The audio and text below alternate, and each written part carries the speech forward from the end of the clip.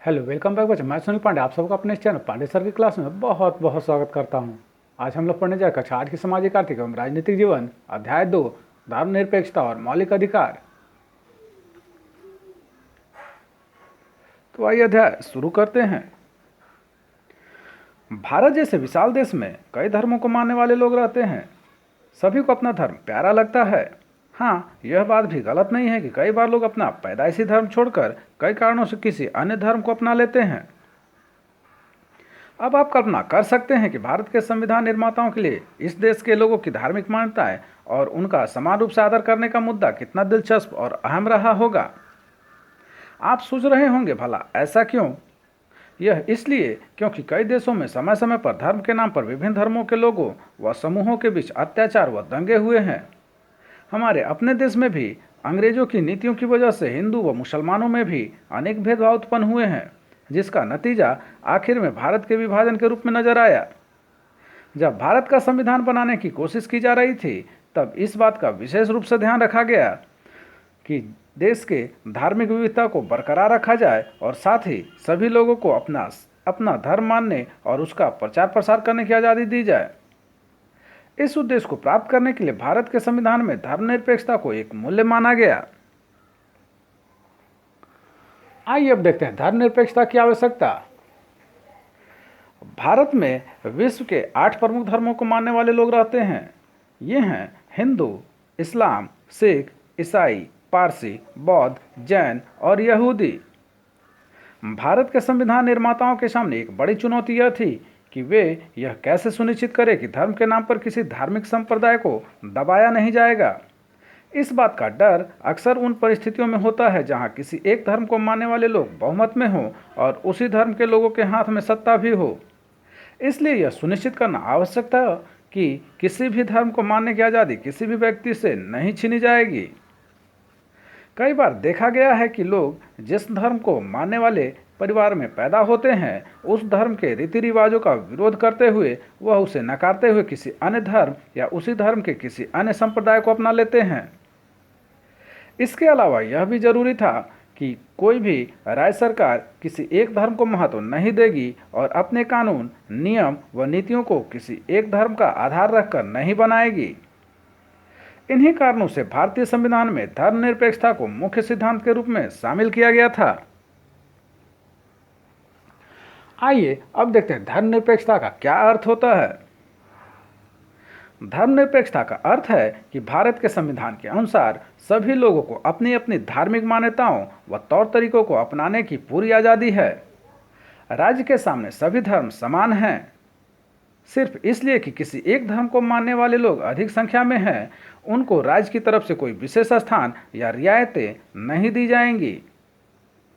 भारतीय राज्य की शक्ति का इस्तेमाल एक समान रूप से होता है व उसमें धार्मिक विचारों, मान्यताओं और विश्वासों का कोई स्थान नहीं है। धर्म को राज्य से अलग रखने के इसी विचार को धर्मनिरपेक्षता कहते हैं। उदाहरण के लिए हमारे देश में यह कानून है कि 18 वर्ष या अधिक आयु के सभी नागरिक वोट डालने के हकदार हैं। इसी तरह शिक्षा के अधिकार के कानून के द्वारा यह निश्चित किया गया है कि 6 से 14 वर्ष की आयु तक के सभी बच्चों को मुफ्त एवं अनिवार्य शिक्षा पाने का अधिकार है। धर्मनिरपेक्षता का यह भी मतलब है कि राज्य या सरकार के किसी भी कार्यालय जैसे सरकारी स्कूल, कॉलेज, थाना, जिला एवं तहसील कार्यालय, अस्पतालों आदि में ऐसे प्रतीक या चिन्ह जैसे मूर्तियाँ, तस्वीरें, चित्र, चार्ट, नारे एवं कथन आदि नहीं लगाए जाएंगे जो किसी एक धर्म को अधिक महत्व देते हैं और उस धर्म का प्रचार प्रसार में सहायक हो। हमारा संविधान कुछ धर्मों के सिद्धांतों का पालन करने के लिए उस धर्म के लोगों को सामान्य नियमों में कुछ रियायतें भी देता है।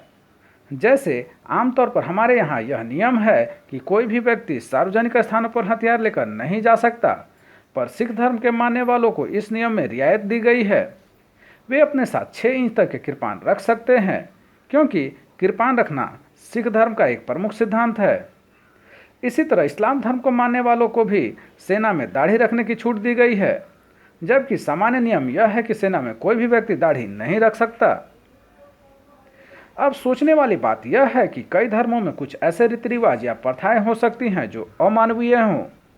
तो क्या इन परिस्थितियों में भी राज्य तटस्थ रहेगा? नहीं, बिल्कुल नहीं।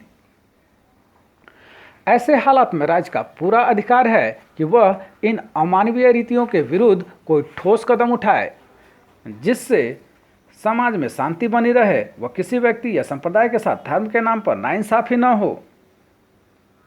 अधिकांश धर्म एक ही संप्रदाय वाले नहीं होते, बल्कि वह कई संप्रदायों में बटे हुए होते हैं। जैसे जैन धर्म में श्वेतांबर व दिगंबर। धर्मनिरपेक्षता का मूल्य इन भिन्नताओं के विषय में भी वही नीति अपनाता है जो कि अन्य धर्मों के बीच समानता रखने वाले के लिए आवश्यक है। आइए इसको बेहतर समझने के लिए एक कहानी पढ़ें। सरोज हीरामनी नाम के देश में रहती है जिसकी जनसंख्या लगभग 2 करोड़ है। वैसे तो यहाँ पर 4 अलग अलग धर्म को मानने वाले लोग रहते हैं, लेकिन इनमें से परिमल धर्म के लोग सबसे ज़्यादा हैं। इन सभी धर्मों के अपने अपने भगवान और अपनी अपनी धार्मिक विचारधाराएं हैं, लेकिन परिमल धर्म के अलावा राज्य ने अन्य धर्मों के लोगों पर कई तरह की पाबंदियां लगा रखी हैं। सरोज का परिवार मीनल धर्म को मानता है और उसे अक्सर यह लगता है कि शायद उसका धर्म परिमल धर्म से किसी तरह से कम है। तभी तो जो आज़ादी व छूट परिमल धर्म के लोगों को मिली हुई है वह हीरामनी में अन्य धर्मों को मानने वाले लोगों के पास नहीं है। इसी बात से परेशान एक दिन वह अपनी माँ से पूछती है, माँ, हमारे देश में हमारा अपना कोई सार्वजनिक धार्मिक स्थान क्यों नहीं है जहाँ जाकर हम पूजा कर सकते हैं? इस पर सरोज की माँ ने समझाया, हमारे देश के संविधान में परिमल धर्म को ही राज्य का मुख्य धर्म माना गया है और उसी धर्म के लोगों को अधिक महत्व दिया गया है। वह इस हेतु उन्हें खास हिदायतें दी गई हैं। जैसे परिमल धर्म के अलावा अन्य धर्म के लोग अपने घरों में तो पूजा पाठ कर सकते हैं, लेकिन किसी भी सार्वजनिक स्थल पर इकट्ठा होकर अपना कोई भी धार्मिक त्यौहार नहीं मना सकते। इसके अलावा हीरामनी में सरकारी छुट्टियां केवल परिमल धर्म के पर्वों के लिए ही रखी गई हैं। जैसा कि तुमने अपने विद्यालय में देखा होगा कि वहां पर उन्हीं के देवी देवताओं की तस्वीर लगी हुई है। ये आज़ादी उन्हें सरकारी कार्यालयों, अस्पताल व कोर्ट कचहरी में भी दी गई है।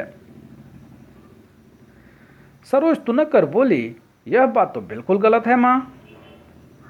अरे बेटी, इसे छोड़ हमारे देश के प्रमुख पदों जैसे राष्ट्रपति, प्रधानमंत्री, मुख्य न्यायाधीश आदि पर केवल परिमल धर्म के लोग ही बैठ सकते हैं। तो माँ, क्यों न हम अपना धर्म छोड़कर परिमल धर्म को अपना लें? नहीं, हमें इसकी इजाज़त नहीं है। तो माँ, हमारा धर्म क्या किसी बात में परिमल से कम है? नहीं, ऐसा नहीं है। सभी धर्म अलग अलग विचारधाराओं पर आधारित होते हैं। कोई भी किसी से बड़ा या छोटा नहीं होता। तो माँ, क्या परिमल धर्म के लोगों को सिर्फ इस वजह से विशेष छूट मिली हुई है क्योंकि इस देश में उनकी जनसंख्या अधिक है? हाँ, सरोज हमारे संविधान को बनाने वाले समूह में भी इसी धर्म के लोगों को बोलबाला था और आज तक हमारे देश में जो भी सरकार बनी उनमें परिमल धर्म के लोगों की संख्या अधिक रही, इसलिए उन्होंने अपना धार्मिक प्रभाव बनाए रखा। यह बात तो ठीक नहीं है। जब सब धर्म बराबर हैं तो सभी धर्मों को बराबर के अधिकार मिलने चाहिए। आइए अब देखते हैं भारत में धर्मनिरपेक्षता को मुख्य रूप से लागू करने के उपाय। धर्मनिरपेक्षता और मौलिक अधिकारों के संबंधों पर चर्चा करने से पहले यह जानना जरूरी है कि इन अधिकारों को शामिल करने के पीछे संविधान निर्माताओं के मुख्य लक्ष्य क्या थे। भारत में धर्मनिरपेक्षता को सिर्फ सिद्धांत के रूप में ही स्वीकार नहीं किया गया है, इसे व्यवहारिक रूप के लिए अन्य कई तरह की कोशिश की गई है। आइए अब देखते हैं मौलिक अधिकार। मौलिक अधिकार वे अधिकार हैं जो किसी भी व्यक्ति के आत्मसम्मान के लिए व मानसिक एवं शारीरिक रूप से एक स्वस्थ, आत्मनिर्भर, आजाद जीवन जीने के लिए जरूरी है। उदाहरण के लिए शिक्षित होने का अधिकार, एक स्थान से दूसरे स्थान पर आने जाने की आज़ादी, अपने विचारों को दूसरे के सामने व्यक्त करने की स्वतंत्रता आदि कुछ ऐसी जरूरतें हैं जिनके पूरा न होने पर कोई भी व्यक्ति एक संपूर्ण जीवन नहीं जी सकती। इसलिए राज्य बहुत सारे कानून इन मौलिक अधिकारों को ध्यान में रखकर ही बनाता है। यदि कोई व्यक्ति महसूस करता है कि केंद्र सरकार या राज्य सरकार ने ऐसा कानून पास कर दिया है जो संविधान में दिए गए उनके मूल अधिकारों के खिलाफ है, तब वह सरकार के खिलाफ उच्च न्यायालय में या उच्चतम न्यायालय में मुकदमा दायर कर सकता है। तब सर्वोच्च अदालत यह तय करती है कि वह कानून संविधान के अनुरूप है या नहीं। मौलिक अधिकार संविधान के तीसरे भाग में दिए गए हैं और इन्हें 6 भागों में बांटा गया है, जिन्हें नीचे दिया गया है। भारतीय संविधान में उल्लिखित मौलिक अधिकारों में से कुछ अधिकार जो हैं, जैसे कि पहला है समता का अधिकार। कानून के नज़र में सभी लोग समान हैं। इसका मतलब है कि सभी लोगों को देश का कानून एक समान सुरक्षा प्रदान करेगा। इस अधिकार में यह भी कहा गया है कि धर्म, जाति या लिंग के आधार पर किसी भी नागरिक के साथ भेदभाव नहीं किया जा सकता। खेल के मैदान, होटल, दुकान इत्यादि सार्वजनिक स्थानों पर सभी को बराबर पहुंच का अधिकार होगा। रोजगार के मामले में राज्य किसी के साथ भेदभाव नहीं कर सकता। लेकिन इसके कुछ अपवाद हैं जिनके बारे में इसी किताब में हम आगे पढ़ेंगे। छुआछूत की प्रथा का भी इसी की तरह उन्मूलन कर दिया गया है। दूसरा है स्वतंत्रता का अधिकार।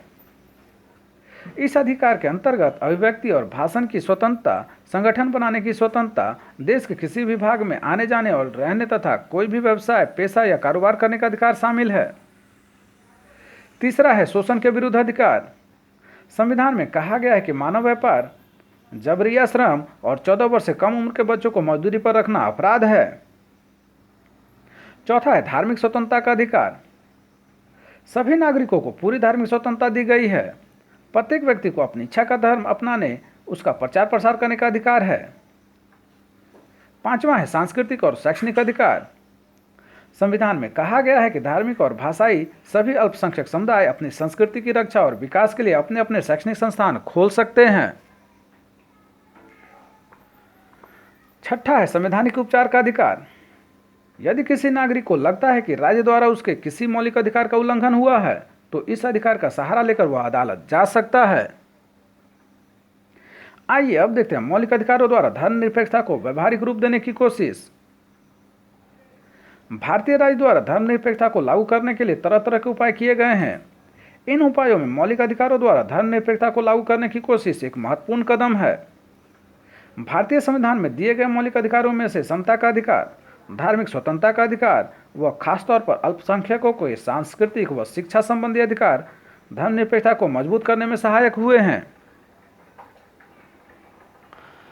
आइए अब देखते हैं समता का मौलिक अधिकार व धर्मनिरपेक्षता। समता के मौलिक अधिकार में मुख्य तौर पर तीसरी बात सामाजिक समता की कही गई है। सबसे पहले यह कहा गया है कि कानून के सामने सभी लोग समान हैं। इसका अर्थ यह है कि कानून के द्वारा किसी के साथ धर्म, जाति, लिंग, नस्ल आदि के आधार पर भेदभाव नहीं किया जाएगा। चाहे व्यक्ति अमीर हो या गरीब, कानून किसी के साथ भेदभाव नहीं करेगा। इसमें यह बात भी शामिल है कि हमारे देश में ऐसे कानून बनाए जाएंगे जो देश के सभी नागरिकों पर लागू हों व किसी एक धर्म के विश्वासों और मान्यताओं पर आधारित न हो। समता के मौलिक अधिकारों में दूसरी बात नौकरियों में समान अवसर देने की कही गई है, जिसका अर्थ है कि नौकरियां देते समय राज्य नागरिकों के साथ किसी भी आधार पर भेदभाव नहीं करेगा। नौकरियों में सभी को समान अवसर देने के लिए राज्य को यह अधिकार दिया गया है कि वह सदियों से दबाई जा रही जातियों, वर्गों, महिलाओं और विकलांगों के लिए नौकरियों के कुछ पदों पर आरक्षित कर सकता है। इसका मतलब यह है कि आरक्षित पदों पर केवल संबंधित वर्गों के लोगों की ही नियुक्ति की जाएगी। संविधान में इस मौलिक अधिकार के तहत तीसरी बात सामाजिक समता की कही गई है। सामाजिक समता को सुनिश्चित करने के लिए यह कहा गया है कि सार्वजनिक स्थानों जैसे दुकानों, सिनेमा हॉल, होटलों, पूजा स्थलों आदि के उपयोग से किसी को रोका नहीं जाएगा। इसके अंतर्गत संविधान में जाति के आधार पर माने जाने वाले छुआछूत को समाप्त कर उसके व्यवहार और प्रचार प्रसार को दंडनीय अपराध बना दिया गया है। सामाजिक समानता के मौलिक अधिकार में धर्म को समानता के संदर्भ में उल्लिखित करना इस बात का प्रमाण है कि संविधान में धर्मनिरपेक्षता को प्रभावी रूप से लागू करने का प्रयास किया गया है।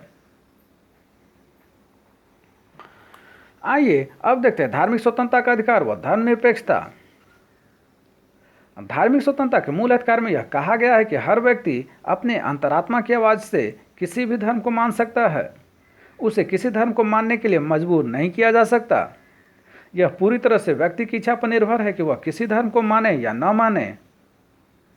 धार्मिक स्वतंत्रता का मूल अधिकार यह भी विश्वास दिलाता है कि राज्य द्वारा चलाए जा रहे स्कूलों, कॉलेजों एवं अन्य अनुदान प्राप्त स्कूलों, कॉलेजों आदि में किसी भी तरह की धार्मिक पूजा, धार्मिक समारोह या धार्मिक गतिविधि नहीं की जा सकती। जैसा कि हम पहले ही पढ़ चुके हैं, सरकार का कोई अपना धर्म नहीं होता। सरकार न किसी धर्म को बढ़ावा देती है, न किसी धर्म को कमजोर करने की कोशिश कर सकती है। आइए अब देखते हैं अल्पसंख्यकों के संस्कृति व शिक्षा संबंधी अधिकार व धर्मनिरपेक्षता। नीचे दिए गए चित्र में आपने देखा कि शिक्षक ने बहुमत के अनुसार निर्णय लिया। क्या यह सही था? हमारे संविधान में इस बात का ध्यान रखा गया है कि ज़्यादा से ज़्यादा लोगों के मत के आधार पर निर्णय लिए जाएं। तो यहाँ पर एक परिचर्चा दिया गया है चित्र में, इसको देख लेते हैं। बच्चों, हम कल फिल्म चले या सर्कस, हाथ उठाओ। तो 34 बच्चे में से 25 ने फिल्म के लिए हाथ उठाया और 9 ने सर्कस के लिए। तो बहुमत के आधार पर हम लोग कल फिल्म देखने चलेंगे। लेकिन इसके साथ साथ संविधान में यह भी ध्यान रखा गया है कि किसी भी अल्पसंख्यक समुदाय के साथ नाइंसाफी न हो, बल्कि संविधान की तरफ से उन्हें कुछ विशेष अधिकार मिले हुए हैं, जैसे कि सभी अल्पसंख्यकों, चाहे वे धर्म के आधार पर हों या भाषा के आधार पर, अपनी विचारधारा के शिक्षण संस्थानों की स्थापना करने और चलाने का अधिकार है। आमतौर पर भाषा और धर्म के आधार पर यह किया जाता है कि किन्हें अल्पसंख्यक समूह माना जाए और किन्हें नहीं। कोई अल्पसंख्यक है या नहीं, यह इस पर निर्भर करता है कि वे कहाँ रहते हैं। उदाहरण के लिए मराठी बोलने वाले लोग महाराष्ट्र में अल्पसंख्यक नहीं माने जाएंगे, लेकिन पश्चिम बंगाल में वे अल्पसंख्यक माने जाएंगे। अल्पसंख्यक समूहों को अपनी संस्कृति और भाषा की रक्षा के लिए शैक्षणिक संस्थाएं स्थापित करने और उन्हें चलाने की स्वतंत्रता है। उदाहरण के लिए, यदि कन्नड़ भाषी लोग अपनी संस्कृति और भाषा के संरक्षण के लिए बिहार में कन्नड़ माध्यम का स्कूल चलाना चाहें, तो उन्हें ऐसा करने से रोका नहीं जा सकता। अगर ऐसी संस्थाएं अनुदान व मान्यता के लिए जरूरी शर्तें पूरा करती हैं, तो सरकार उन्हें अनुदान व मान्यता देगी। जैसा कि हमने अध्याय के शुरू में पढ़ा कि भारत में धर्मों के साथ साथ भाषाएं विविधताएं भी पाई जाती हैं। ज़्यादातर भाषाएं ऐसी हैं जो कम संख्या वाले लोगों द्वारा बोली जाती हैं। अधिकतर भाषाओं का संबंध कम संख्या वाले धर्मों को मानने वाले से भी है। इसलिए अल्पसंख्यकों के संस्कृति व शिक्षा संबंधी अधिकार धर्मनिरपेक्षता को व्यवहार में लागू करने व मजबूत करने में बहुत सहायक हुए हैं। अल्पसंख्यकों की भाषाओं को सुरक्षा प्रदान करने के लिए उनकी धार्मिक अभिव्यक्ति को समर्थन दिया गया है। आइए अब देखते हैं धर्मनिरपेक्षता को संविधान की उद्देशिका में शामिल करना। देश में धर्मनिरपेक्षता को बढ़ावा देने के लिए धर्मनिरपेक्षता को सन 1976 में संविधान के 42वें संशोधन द्वारा संविधान के उद्देशिका में शामिल किया गया था। आइए अब देखते हैं व्यक्तिगत कानूनों को धर्मनिरपेक्षता के आधारों पर बनाने की कोशिश। भारत में धर्मनिरपेक्षता का प्रचार करने के लिए 1948 से ही निरंतर प्रयास किया जा रहा है। संपत्ति के उत्तराधिकार, विवाह, तलाक और बच्चों को गोद लेने जैसी कई महत्वपूर्ण सामाजिक कानूनों को धर्म के बजाय सामाजिक आधारों पर बनाया गया, ताकि दलित जातियों एवं महिलाओं को धर्म के आधार पर बने हुए भेदभाव वाले कानूनों से छुटकारा मिल सके। उदाहरण के लिए, सन 1952 से पहले संपत्ति उत्तराधिकार के कानून के तहत हिंदू महिलाओं को पैतृक संपत्ति का हिस्सा नहीं मिल सकता था, लेकिन 1952 में पारित एक कानून के अनुसार महिलाओं को पैतृक संपत्ति में हिस्सा मिलना शुरू हो गया। धर्मनिरपेक्षता भारत के संविधान का एक महत्वपूर्ण मूल्य है। भारतीय राज्य ने काफ़ी हद तक अपने आप को न केवल धर्म से अलग रखा, बल्कि सभी धर्मों को बराबर की आज़ादी दी है। यही वजह है कि भारत में सभी उच्च पदों पर, जैसे राष्ट्रपति, प्रधानमंत्री और मुख्य न्यायाधीश आदि के पदों पर समय समय पर अलग अलग धर्मों के लोग पदासीन हुए हैं। कुछ सांप्रदायिक दंगों के बावजूद भारत में आमतौर पर अलग अलग धर्मों के लोगों में काफ़ी हद तक एकता रही है। सभी धर्मों के लोग अब यह असलियत अच्छी तरह समझने लगे हैं कि कुछ लोग अपने स्वार्थ के लिए लोगों को दूसरे धर्मों के विरुद्ध भड़काते हैं। लेकिन अगर लोगों में इन सब प्रवृत्तियों के प्रति जागरूकता बढ़ेगी, तो साथ साथ धर्मनिरपेक्षता और मजबूती होगी। भारतीय राज्य के द्वारा धर्मनिरपेक्षता को व्यवहारिक रूप देने की कोशिश तभी सफल हो सकती है जब देश के नागरिकों की सोच स्वतंत्र हो और वे मुद्दे को धर्म से अलग करके समझने की कोशिश करें।